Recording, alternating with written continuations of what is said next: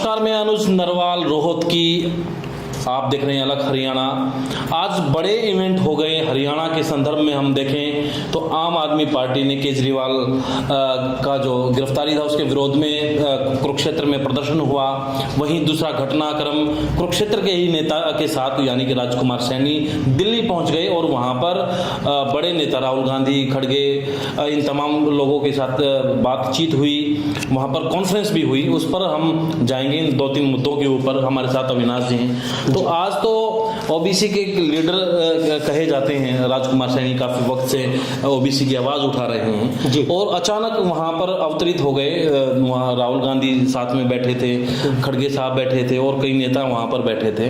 तो अचंभा सा हुआ लोगों को। हालांकि खबरें तो आ रही थी 2-3 दिन से, लेकिन आज तो पक्की मोहर लग गई। हाँ बिल्कुल, ये अचानक नहीं है। पिछले लगभग 1 हफ्ते से ये राजनीतिक गलियारों में ये चर्चा चल रही थी कि राजकुमार सैनी इंडिया गठबंधन का हिस्सा हो सकते हैं। उनकी बातचीत हो रही थी। हरियाणा के जो प्रभारी हैं दीपक बावरिया, उनसे उनकी बात हुई है। हरियाणा के और नेताओं से भी उनकी बात हुई है और जो राष्ट्रीय जो लीडरशिप है कांग्रेस की, उसके साथ भी बातचीत चल रही थी। तो मुझे लगता है कि बस उसके फाइनल होने की देर थी। आज उस पर मोहर लग गई है। तो दोनों ही चर्चा थी। ये भी था कि वो राहुल जी के साथ बैठ के और वहां पर मर्ज कर दें अपनी पार्टी को, लेकिन ऐसा तो हुआ नहीं। लेकिन इंडिया गठबंधन के साथ राजकुमार सैनी वहां पर पहुंच गए। बिल्कुल, राजकुमार सैनी ने अभी 2 दिन पहले भी अपनी एक प्रेस कॉन्फ्रेंस की थी और उसमें उन्होंने साफ जाहिर कर दिया था कि वो पिछले 8 साल से जो लड़ाई लड़ रही है, ओबीसी के हकों की जो लड़ाई लड़ रही है, खासतौर पे उन्होंने मुद्दे बताए थे कि जैसे जातिगत जनगणना की वो बात करते हैं, जैसे वो 100% आरक्षण की जो बात करते हैं कि हर कम्युनिटी को उसका जायज हिस्सा मिलना चाहिए, राजनीति में मिलना चाहिए, नौकरियों में मिलना चाहिए, शासन प्रशासन में उसकी हिस्सेदारी बराबर की होनी चाहिए जो जितनी संख्या में है। तो ये जो चीजें थी, उसके बाद उन्होंने ये कहा कि राहुल गांधी भी अब मंच से वही बात कर रहे हैं। और जाहिर है कि राहुल गांधी पिछले लंबे समय से जब वो यात्रा में थे, पहली यात्रा हुई और फिर दूसरी यात्रा में भी उन्होंने लगातार ओबीसी की बात की है, आदिवासियों की बात की है, किसानों की बात की है, महिलाओं की बात की है। तो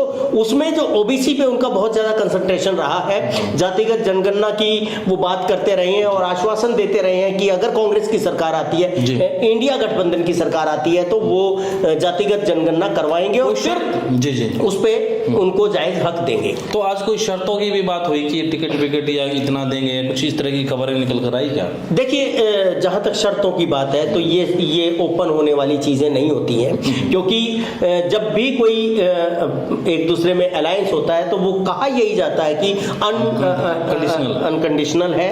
और यही बात राजकुमार सैनी जी ने आज कही है प्रेस कॉन्फ्रेंस में कि हम बहुजन की बात करने वाले हैं। उन्होंने कहा कि बहुत सारे छोटे छोटे समाज के समुदाय हैं जो राजनीतिक हिस्सेदारी के लिए, प्रशासन में हिस्सेदारी के लिए लगातार संघर्ष कर रहे हैं और अपनी राजनीतिक उपस्थिति भी दर्ज करवाना चाहते हैं। उन्होंने अपनी छोटी छोटी राजनीतिक पार्टियां बना रखी हैं जो बहुजन के बहुत सारे हिस्से हैं।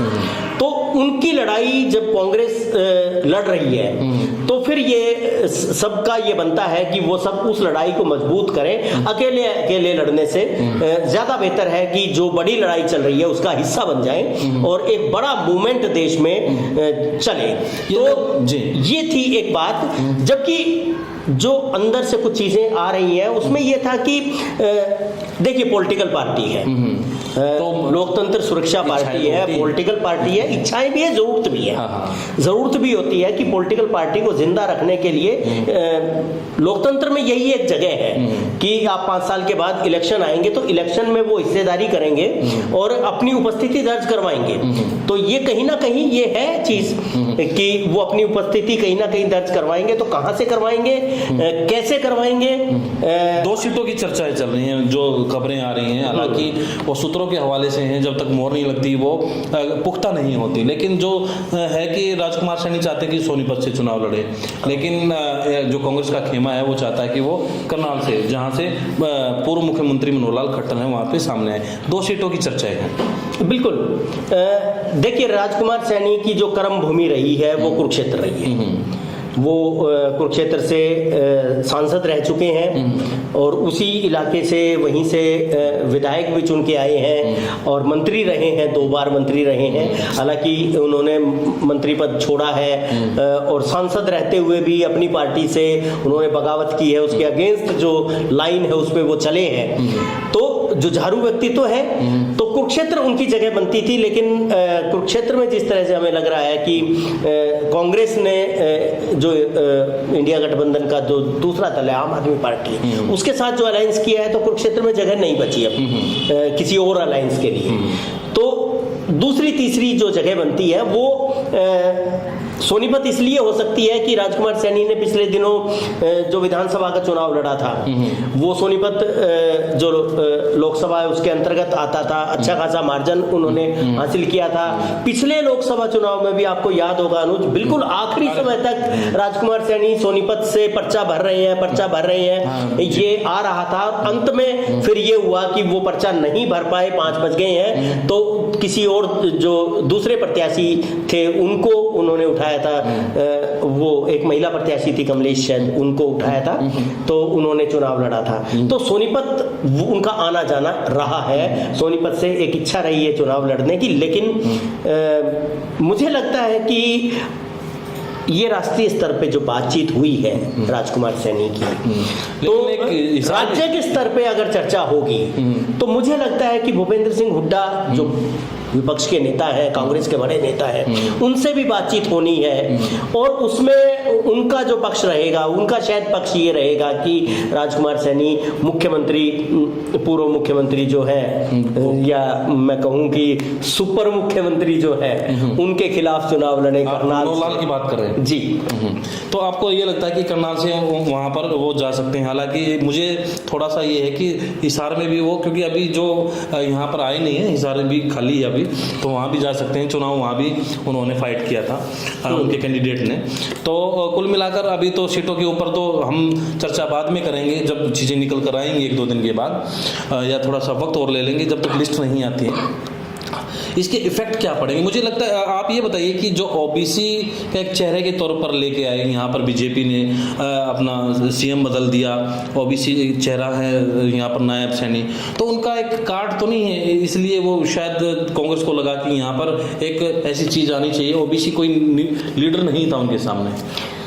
देखिए, नायब सिंह सैनी और राजकुमार सैनी 2 सैनी समुदाय के बड़े नेता हैं, जिसमें अगर हम बात करें, देखिए सीधे सीधे बहुत स्पष्टता से बात करें कि बीजेपी ने नायब सिंह सैनी को जिस तरह से उभारा है, उनको एमएलए से मंत्री से फिर सांसद से फिर पार्टी का प्रमुख और उसके बाद मुख्यमंत्री तक उनको पहुंचाया है, तो सैनी समाज का एक बड़ा हिस्सा उसको अपने लिए बहुत गर्व की बात और बहुत सम्मान की बात समझता है कि उनके समुदाय को एक प्रतिनिधित्व मिला, मुख्यमंत्री तक उसको पहुंचाया। तो ये पॉजिटिव बीजेपी के पक्ष में जाता है। लेकिन राजकुमार सैनी जो है वो पिछले लगभग 8-10 साल से लगातार सैनी बिरादरी के बीच में, और सैनी बिरादरी से पिछले 4 साल में तो मैं आपको पक्का बताऊं कि ओबीसी के लिए लड़ रहे हैं। अब वो सैनी बिरादरी की बात नहीं करते हैं, अब वो ओबीसी की बात करते हैं। और उनका जो धार है वो धार बहुत ही पैनी है, मतलब जो बहुजन की बात करते हैं, और उसमें भी वो बाबा साहब अंबेडकर के उदाहरण लेते हैं अपने भाषणों में, वो महात्मा बुद्ध के उदाहरण लेते हैं। तो वो, और हर अपनी वो कोई भी बात हो, वो कहीं से भी शुरू करें, कहीं से भी खत्म करें, लेकिन वो अंधविश्वास, पाखंड, इसके खिलाफ जरूर बोलते हैं। मतलब वो संघ की जो लाइन है उसको पलटते हुए दिखाई देते हैं। तो जाहिर है कि वो बिल्कुल बहुत दिनों से बीजेपी विरोध की राजनीति कर ही रहे थे। और हरियाणा नहीं, राजकुमार सैनी हरियाणा में ओबीसी के नेता नहीं है, वो हरियाणा से बाहर भी काफी फैलाव कर चुके हैं। यूपी में उनका एक अच्छा खासा वो है, समर्थक है उनके, राजस्थान में है। तो वहाँ इन्होंने पिछले 4-5 साल में काफ़ी मेहनत की है, काफ़ी बहुत शार्प अपने विजन के साथ ओबीसी को संगठित करने का काम किया है। इस लिहाज से मुझे लगता है कि राजकुमार सैनी बेशक नायब सिंह सैनी को मुख्यमंत्री बना दिया है, सैनी बिरादरी का कोई एक हिस्सा बीजेपी की तरफ ज़्यादा झुकाव कर भी सकता है, लेकिन अदर ओबीसी कम्युनिटी जो है, जिसकी हम 50-55% की बात करते हैं ओबीसी है, तो उसमें राजकुमार सैनी ज़्यादा पेनिट्रेट करते हैं, प्रभावित करते हैं। और उन्होंने पिछले दिनों अपनी पार्टी बना के जो काम किया है ग्राउंड लेवल पे, उन्होंने जो उम्मीदवार उठाए हैं, तो उन्होंने जो वोट हासिल की, उससे लगता है कि हर क्षेत्र में उनका प्रभाव है ओबीसी के बीच। अब हरियाणा की बात करें, जब वो भाजपा में थे तो काफ़ी दिक्कतें आई, ऐसे बयान दे दिए, तो अब ब्राह्मणों के खिलाफ जिस तरीके से आपने कहा कि आडंबर है और बिल्कुल तो टारगेट पे तो ब्राह्मण आ गए। अब यहाँ पे मान लो जब चुनाव आता है तो आप किस तरीके से देखते हैं कि नाराजगी नहीं होगी कांग्रेस में जो भी ब्राह्मण वोटर है या जाट वोटर है? आपको क्या लगता है कि इससे मजबूती होगी या फिर चीज़ें सेट कर ली जाएंगी कि राज बदलना है या इस तरीके की जो सोच है, तो वो कांग्रेस के लिहाज से किस तरीके से देखते हैं इस चीज़ को, घटनाक्रम को? देखिए, मुझे लगता है कि सभी लोग जो राजनीति में थोड़ी समझ रखते हैं, थोड़ी बात करते हैं, समाज की समझ रखते हैं, तो हम ये समझ सकते हैं कि ब्राह्मण जो समुदाय है उसका एक बड़ा हिस्सा, मतलब सारे नहीं लेकिन बड़ा हिस्सा अभी बीजेपी के पक्ष में ही है। या जो वैश्य समुदाय है उसका भी एक बड़ा हिस्सा बीजेपी के साथ है, तो वो तो बीजेपी के साथ है ही, तो उसके जाने का कोई खतरा नहीं है। राजकुमार सैनी जो बोल रहे हैं, अब बात आती है एक घटनाक्रम की भी बात करूंगा। हाँ। जैसे केजरीवाल साहब उनको हटा, आज जिस तरीके से जो सांसद के लिए फाइट कर रहे हैं वहां पर कुरुक्षेत्र से सुशील गुप्ता, तो उनकी भी पिटाई कर दी, आज पूरा प्रोटेस्ट था। तो कहीं ना कहीं ये चीजें तो ये सरकार के खिलाफ जाएगी। एक जनमत तैयार करने का काम ये सब करेगा, तो क्योंकि वैश्य समुदाय के एकमात्र कैंडिडेट हैं वो उसके, तो उन पे जिस तरह से बात हो रही है, और हर समुदाय अपने सीएम को, अपने नेता को लेके थोड़ा पॉजिटिव होता ही है, तो वो जो चीज है उससे मुझे लगता है कि एक हिस्सा वहां से छटक सकता है और वो आम आदमी पार्टी के थ्रू इंडिया गठबंधन को सपोर्ट कर सकता है। जी, तो अब आ जाइए राजकुमार सैनी पे, जो आप बात कर रहे थे कि जो ब्राह्मण आपने कहा कि ज़्यादातर बीजेपी के खेमे में जा सकते हैं, उनसे दिक्कत नहीं है, लेकिन अब जाट समुदाय है या और है, तो उसको किस तरीके से देखते हैं कि यहाँ पर अगर गठबंधन में आ गए और सीट पे शेयरिंग भी हो गई एक सीट पे, तो सोनीपत हो, करनाल हो या फिर कोई और सीट हो, तो उस पर किस तरीके से देखते हैं, इसका क्या प्रभाव आप देखते हैं सारा? देखो, मुझे ये लगता है कि जाट समुदाय और सैनी समुदाय के बीच में 2016 में जिस तरह की खटास पैदा हो गई थी, या बाहरी जो सोर्सेज है उन्होंने कर दी थी, कांड कोई भी रहे हो, एक तो वो टाइम बहुत हो चुका है, वो बीत गया है, बहुत समय मिट्टी डालनी चाहिए, और समय अपने आप बहुत सारे जो जख्म होते हैं उनका ट्रीटमेंट होता है समय। तो उसके बाद जो समुदायों में जो खटास दिख रही थी, जो बहुत ज्यादा खिंचाव था, वो अब नहीं है। दूसरी बात मुझे लगता है कि ये कांग्रेस को खास तौर पे इस पे काम करना पड़ेगा, क्योंकि भूपेंद्र हुड्डा बड़े नेता हैं कांग्रेस के, और जाट समुदाय में एक अच्छी पैठ है उनकी, तो वो जो है बातचीत जो होती है समुदायों के बीच में जब बात करते हैं, तो उससे मुझे लगता है कि ये जो खाई है और ज्यादा ये कम होगी। ये पाटने का काम ये करना पड़ेगा, अपने आप नहीं होगा। मुझे ये कहने में कोई गुरेज नहीं है कि इस पे काम करने की जरूरत है।